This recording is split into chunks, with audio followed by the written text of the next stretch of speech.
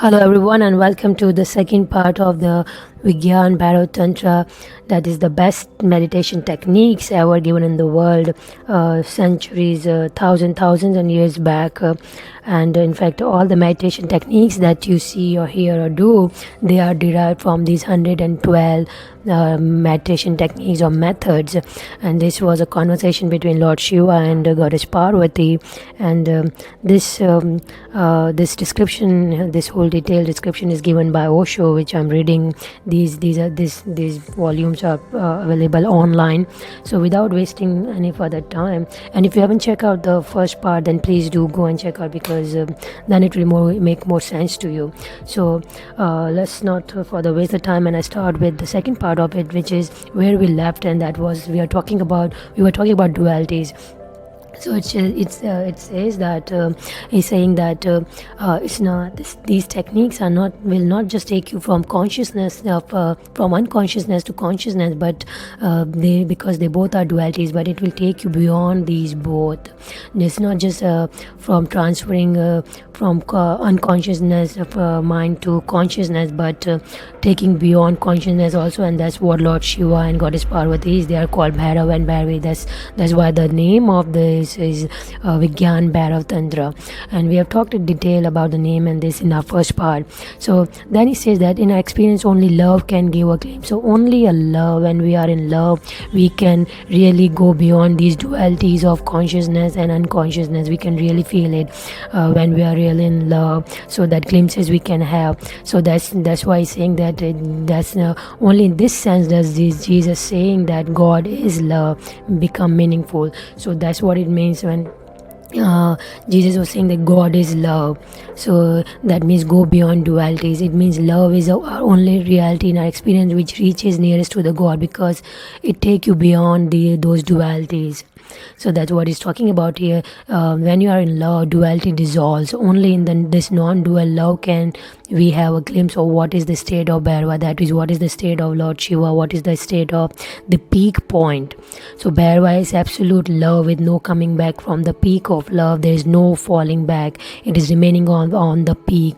So the peak point of any spiritual or anything of this universe, to reach that peak is going beyond both the dualities. And that's why Lord Shiva's abode was made Kailash. That is just simply symbolic, because Kailash was the highest peak, is considered. That's what it means, that he lives on Kailash. That means he lives on beyond dualities. That's what it means here. Bhairava lives in love. That is his abode. That is Lord Shiva. Or anyone who have gone beyond dualities, they live on Kailash, they live on the peak of the mountain, and they never come back. When I say that this is abode, I mean how he is not even aware of love, because if you live on Kailash, you will not be aware that this is Kailash, this is peak. The peak becomes a plane. Shiva is not aware of love. We are aware of love because we live in non-love, and because of the contrast we feel love. Shiva is love. That's what Jesus said, God is love. The state of Bhairava means that one has become love, not loving. One has become love. One lives on the peak. The peak has become his abode. So he's showing that then there is no difference. If you are conscious, then you say, "Oh, I'm in love." But if you go beyond consciousness also, then go on beyond duality also, then you become love. You become part of it. So that's what he's talking about here. How to reach this peak? So how to reach this peak? The technique is tantra. So these technique, which will come later on, the 112 techniques, these methods, they will take you to that peak. So then in next thing he talk about that when Devi asked these questions, when Goddess Parvati, she asked this question that, "Oh Shiva, what is your reality? What is this wonderful universe?" Then he's saying that Devi, that is Goddess, she must be at a loss. She must be at a loss because she's totally in love, and now she sees Shiva as a formless, because she is because of this too much in love, and now it doesn't seem like any form. She can see see that he's formless. Love can see a person as the person can see himself from within, then the form disappears. So that's why he's saying that Devi must be at a loss. So he gives an example of a Zen monk Rinzai who was an enlightened being, and he first thing he asked was, where is my body? Where has my body gone? And he began to search. He called his disciples and said, go and find out where my body is. I have lost my body, because the duality is gone. He have entered the formless. That's why he can't find his body, and he tells his disciple to find it. So you do not have a face, mirrors give you faces. So he is saying that in reality we don't have any faces, or our body is the people who give us. If you are living on a lonely island and there are no mirror or anything, and you're born there, you never seen yourself, then you won't be able to identify yourself with the eyes, nose and these things. But it's the people, it's the society, it's the mirrors that they give us these faces and all that. Otherwise in reality we are formless. That is why we become identified with it when people talk about us and all these things. So he's saying that another Zen mystic who he used to say to his disciple, when you have lost your head meditating, come immediately to me. So there's a Zen master. He used to tell his disciple that if while meditating, if you become formless, basically saying, then come immediately to me. Don't afraid, because that's the right time. Something can be taught to you. Because with the head, no teaching is possible. With the reasoning, with the logics, with the doubts, no teaching is possible. That's what we have talked in our first video also. That reasoning, and you have to put your reasoning, logical on side to make the best use of these methods, because these techniques are so simple that with doubts and you won't be able to make the best use of it. Please do watch the first part if you haven't seen it. That's why Lord Shiva's Shivling is formless. It doesn't have eyes or nose. It is formless. It is Shivling is the symbol of gone beyond duality. So, and we do not know that the world. So when the Devi asked that what is this wonderful universe, so he said that we do not know that this is a wonderful love, but because she is in love, so she sees this like this. But suddenly initially she start with asking what is your reality. She start with the individual question, but then she realizes that suddenly they becomes aware that she is not asking a question about Shiva. She is asking a question about the whole universe. Now Shiva has become the whole universe, and that's what Carl Jasper has defined God as a great encompassing. That is, God is omnipotent. He's everywhere. So then the questions is talk about that the what constitutes it, what is life beyond. So let's, in the end Devi asked, let's my doubts be cleared. So when she's asking this, please do watch the first video, otherwise this will not make sense to you. So these are the questions asked by Devi. So in the end she asked that let my doubts be clear. So here he's saying that basically she is not asking a question, but the emphasis is not on question but on doubts.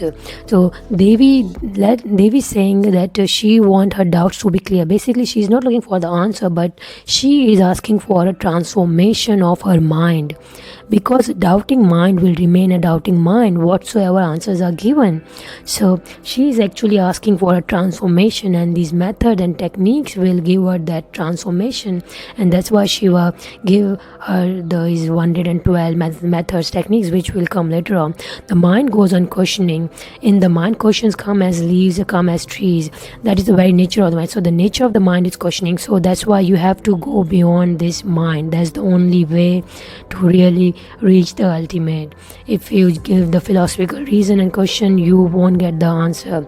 So Bertrand Russell said that when I was young, I used to say philosophy is an inquiry for ultimate answer. So he used to think that philosophy will one day, when he will grow up, then he will get all the answers, because philosophy will give him the answer. Now I cannot say it is an inquiry for endless questions, because one you will get one answer, you will get 10 more questions will be raised, because that's the nature of the mind. A mind will always remain a doubting mind, so you must go beyond mind, beyond these dualities. So Shiva will answer. His answers are techniques. the oldest, the most ancient techniques, but you can call them the latest also, because nothing can be added to them. Like I said, all the meditation techniques are derived from these 112 techniques method given by Lord Shiva in this Vigyan Bhairav Tantra, and this is almost like 5,000 year old. And so he's saying that this is the latest also, it is ancient also, and this is the latest also, because nothing could be added to these techniques. So nothing can be added. There is no possibility to add anything. It is exhaustive, complete. It is the most ancient and yet the latest, yet the newest. So these are 112 methods of meditation constitute the whole science of transforming mind. It will transform your mind. When you will practice on it, it will transform your mind. If you are not pursuing spirituality also, it will bring quality to your life. Like the thing which you can complete in 2 years or 5 years, you will be able to complete in 6 months. That's the potential of it. It will give you that focus, that quality. It will bring quality to your life. That's how it will transform you. You will be a different person. So when we'll be talking about this thing, just put aside your past knowledge, your knowing whatsoever information you have collected. So basically saying that be receptive, be in not any argumentative mode. Put your past knowledge that this is such a simple technique, how it will work, this, that, even the biggest solutions can't solve my problem, then how these techniques will solve it, how it will bring quality to my life. So he's saying that put all these doubts, put all this knowledge and information on side when you encounter these technique, encounter these methods with a fresh mind, with alertness of course, but not with argumentation. So these methods do not, and then he's making a point that these methods do not belong to any religion. So he gave the example that as Einstein discovered the theory of relativity, that does not mean that the theory belonged to, the relativity theory belonged to Einstein only or belonged to Jewish only, but it is for the world. So like the electricity was invented by a Christian, that doesn't mean that it just belonged to the Christians only. So that's what saying that this is technique is these techniques and methods are given by Hindus, Hindu religion, but it is for everyone. It is not just for the Hindu, and this is the reason that no temple is needed to practice these techniques. You are quite enough of a temple yourself. You are the lab. The whole experiment is to go on within you. No belief is needed. So you don't need any. This is not a religion. This is science. No belief is needed. For science there is no belief is needed. It's just a fact. It's an experiment. Is the action that decide the result. So that's what he's saying, that these are the scientific techniques, the very strong. They are the scientific techniques, and so you don't have to belong to any particular religion. Your religion will not come as a barrier to it. You don't have to give up anything. Just as what you are, the way you are, you can just work on these techniques and make the best use of it. So Tantra will be helpful whatsoever their chosen path is. So Tantra means scientific. So these scientific Tantra means method. So these methods will be helpful whatsoever their chosen path is. So remember, Tantra is pure science. When you are ill, when you have fallen ill, or you have caught tuberculosis or anything, then whether you are Hindu or Mohammedan makes no difference. So you are ignorant, you are in conflict, you are asleep. This is a disease, a spiritual disease. So use some scientific methods to transform yourself. And this is an ignorance, and this is a conflict, disturbing mind, and not a control on your mind. This is a spiritual disease. So you need a scientific method. You need these techniques to transform yourself. So to get rid of this spiritual disease, you need these techniques. So Tantra is not very well known because it is misunderstood. The more pure the science is, it's misunderstood. He gave the example of Einstein, that how his theory of relativity was only understood by 12 people earlier, because it was such a high profile theory that nobody understood it. Only few people, barely 12 people out of this whole world understood this theory earlier, because you need a technical mathematical knowledge is needed, a training is needed. The same thing, Tantra is more difficult because no training will help, because there the training will not help you, only transformation can help. The same way Tantra is misunderstood by many people. That's why it's not so popular, because it's been misunderstood. But if you do it properly, if you put it into action, and if you follow what he's saying, that put your past knowledge and be receptive and be in like a love mode and fully in totality, and put it into action, work on it, practice it, then you will be able to make the best use of it. It will transform you. So transformation is needed to really get rid of all these spiritual diseases that we are facing today. Now the secondly thing is that because tantra moves beyond duality, the very standpoint is immoral, because now he makes a point which is very prevalent today, that if you go to a religion, then they say don't drink this, don't do that, there's so many do's and don'ts here. But he's saying that tantra don't talk about all these things. It accepts you the way you are. Medicine is a scientific thing. Like if a thief, he gave the example of a thief, that you leave first these immoral things, then only you can enter the god of enter the temple of God, or Christianity and this that. So he's saying that you don't need all these things, giving up on anything, just the way you are. You can make the best use of these techniques. So he's saying like someone is ill, feverish, and the doctor comes and say, first bring down your fever, first be quietly healthy, only then I can give you the medicine. This is what is happening. So when you go to any religion place or something, if they tell you that first you leave your these wrong things that you are doing, then only I will help you. But first leave anger, first don't be angry, this that, then only this religion will help you. So he's saying that how stupid it is that you will say that this is the problem, how I supposed to leave it. So he's saying that these techniques, they will not give you any don'ts, that first do do's and don'ts, do this, do that, but it will accept you. If you are angry, then it will not tell you that quit anger. It will immediately start working on you, so that you will be able to, by naturally you will be able to quit anger. Naturally you will be able to do the correct work. You naturally, if a thief is doing it, then naturally his conscious, he will become very conscious, and he will get the direction. Naturally it will happen to him that he should not steal things. So that's what these techniques are doing, and that's what the point is making here, that how absurd it is that one alcoholic comes and he says, I'm an alcoholic, how can I meditate? The saint says the first condition is leave alcohol, only then you can meditate. The condition becomes suicidal. Now how can addictive person can leave something? The man is alcoholic or thief or immoral because he has a disturbed mind, an ill mind. Because he have a disturbed mind, so that mind need to be cured, and these techniques, they will do it. So he's saying that these are the effects, the consequences of the diseased mind, and he is told first be well and then you can meditate. But then who needs meditation? Meditation is medicinal, and it is a medicine. So he's saying that if he can quit alcohol, if he will have that much control, if he won't steal, if he will have that much of control and all that, that means he's a balanced person, then he don't need meditation. So that's what the whole point is making, that there's the do's and don'ts are very stupid and absurd. So but in this technique you don't need these do's and don'ts. Whatever you are, whether you are a bad person or a good person, you can make the best use of these techniques. So he's saying that it doesn't ask you who you are. You being a man is enough. Wherever you are, whatsoever you are accepted.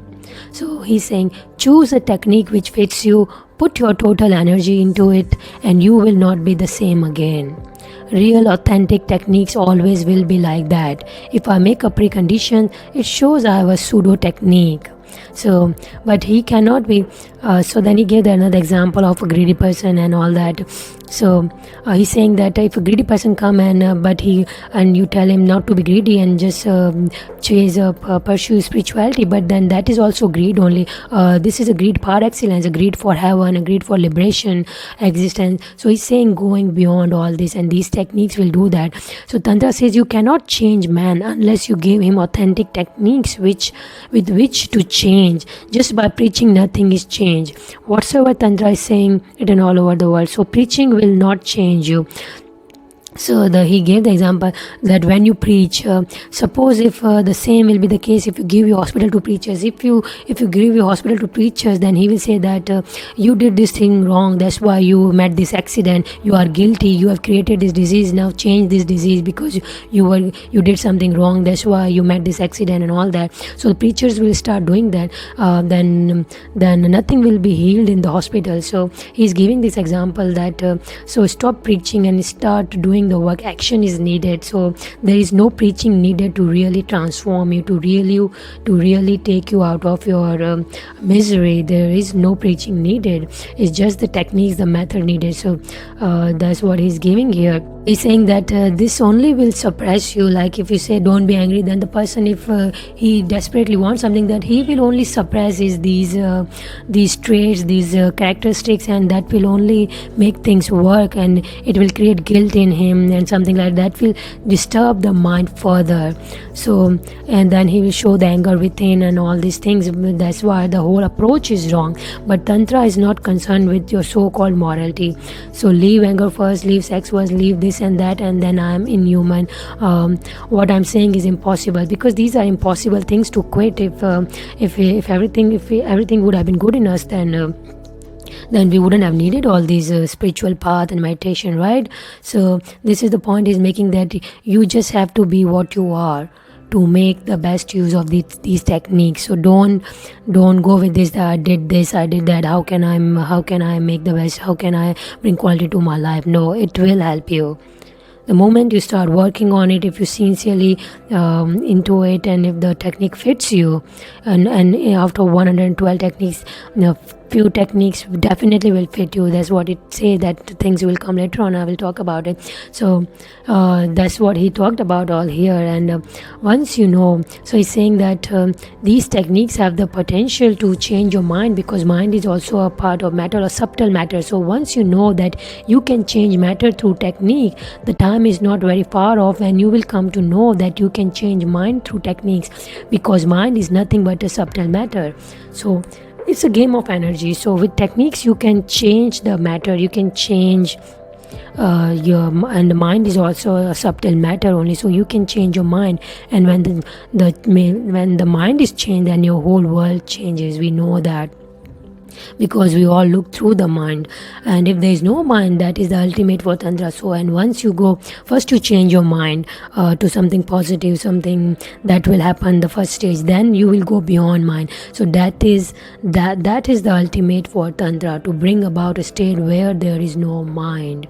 So that is the ultimate thing. But first it will change your mind, it will give you the reality, the perspective, it will give you the positivity, it will transform your mind, it will transform you, it will bring quality to your life. And then if you keep on practicing it, then it will take you the state of no mind, that is the ultimate for tantra.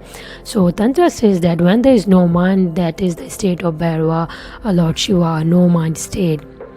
So this is what is going, because the mind, if you have a mind, you go on creating a world. It's the mind which creates the world. So he's saying that choose any one method which suits you. It is not difficult to know which suits you.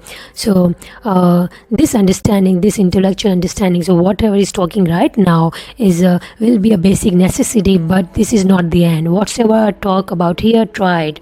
So he's saying that right now whatever we are discussing, this is not the end. This is just a intellectual understanding, that what mode you should be in, what you should do, like you should be receptive, you should be in love mode, you should put it into action. That's what he's saying, that then you will be able to find the method that suits you, but effort is needed. So he's saying when you try the right method, clicks immediately. So I will go on talking about methods every day. You try them, just play with them, go home and try the right method. Whenever you happen upon it, just click, something explodes in you, and you know that this is the right method for me. But effort is needed, and you may be surprised that suddenly one day one method has gripped you.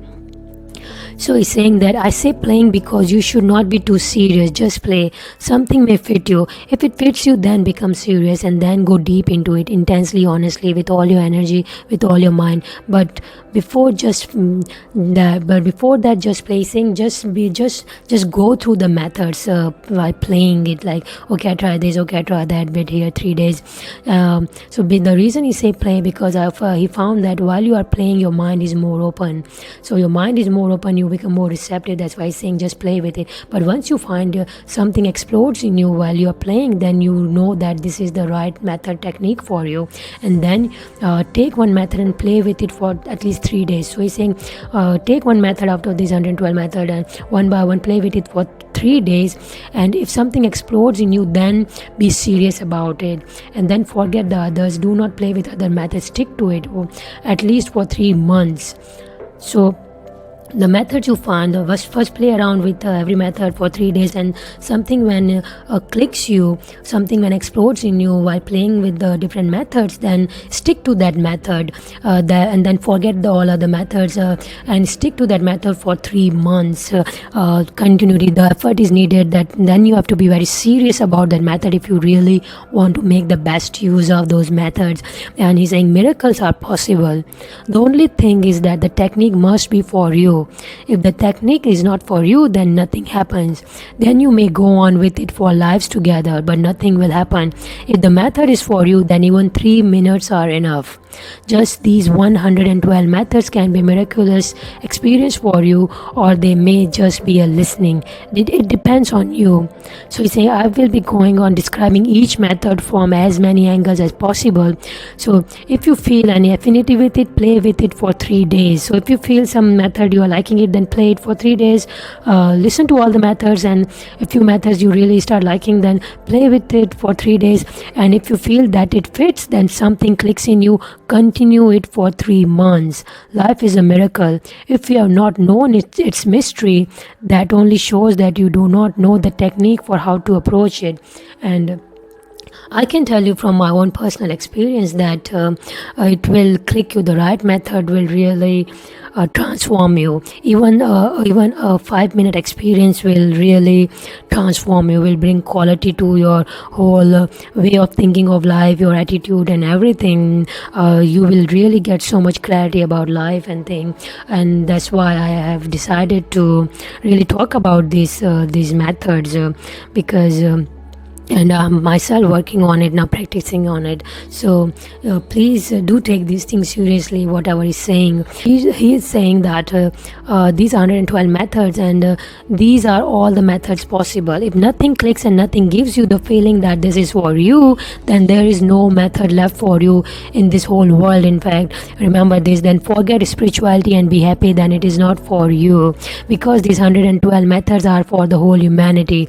In no time has there ever been a single man, and there will never be one who can say these 112 methods are useless for me, impossible. This is impossible. Every type of mind has been taken into account. So there are many techniques for which, so he's saying every possible type of mind has been given a technique in Man Tantra. There are many techniques for which no man exists yet. They are for the future. There are many techniques for which no man exists now. They are for the past. But do not be afraid. There are many methods which are for you. So he's saying that there are techniques which are for the people who were in the past and don't exist anymore, the type of people who were in the past, the mindset and everything. So there are techniques for those kind of people, also for those people who don't exist. And there are techniques which are for the people who will for the mindset, for the kind of people which are in the future, which doesn't exist even. There are techniques for those people also. So don't worry, and because there are methods and techniques for you also. So you will, he's giving you guarantee. He's saying 110%, if you are sincere about it, you will find your method. You will find the right method that fits you, that will work for you. So that's what he's saying. And then there's another chapter which we'll do tomorrow, but before that I will sum it up, the whole what we have talked about. So basically, this is the 112 method that was given by Lord Shiva to his wife Goddess Parvati when she asked him the questions about the basic fundamentals of life. And this is described by OSHO. The book is available online. It's called Vigyan Bhairav Tantra. It's freely available. And so OSHO, before he give this 112 method, he tell you something. He tried to clear the perspective. He tried to bring you in that mode so that you can make the best use of these techniques. So the very first thing is needed is you have to be receptive. You have to be in a love mode. You have to put it into action, not just philosophy and listen to it, but the only way of doing tantra, knowing, the only way of knowing is doing it. So you have to put it into action. You have to experience it, and you have to be in the receptive mode. Don't doubt it. Don't say that these techniques are so simple, how it can solve my big problems in life. But the reality is that the solutions for big problems lie in small things. So this is the what he's saying, and that you don't have to change any religion, you don't have to belong to any particular religion. This is given by Hindu religion, but it doesn't belong to just Hindu religion. It is for everyone, because it is scientific.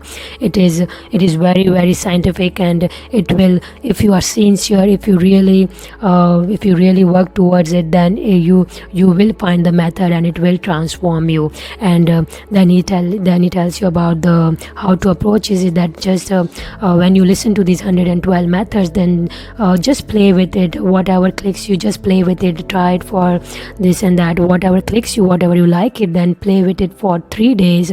And if it really hits you, then take it seriously, and take it very seriously. Put all your efforts toward it, and do it for next 3 months, and then miracles are possible. Miracles will happen. It will transform you, but first it will transform your mind. It will bring quality to your life. It will change your perspective for the best. And then if you continue it, if you do it more intensely, then it will take you beyond mind. It will transform you. It will take you beyond duality. It will take you to the peak, that is the Kailash, the abode of Lord Shiva. So that's all for this today's video, the second part, and I will continue uploading different parts, and this whole series I will complete this whole series, because I'm myself very excited to share this knowledge, so that you can make the best use of it. And if you really want to listen to this further, and listen to the 112 methods which will come later on, then please subscribe to my channel, and thank you for watching.